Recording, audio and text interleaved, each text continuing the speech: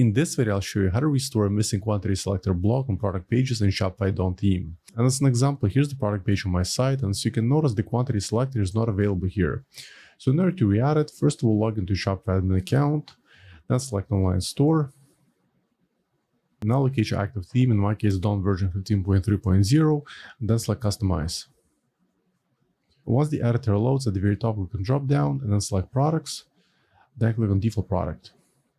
Then on the left under template, expand the product information section, and then just hover underneath, and you should see this option, add block.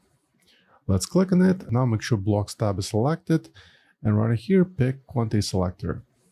As you can see, it's currently displayed at the very top. Let's reposition it just under the price.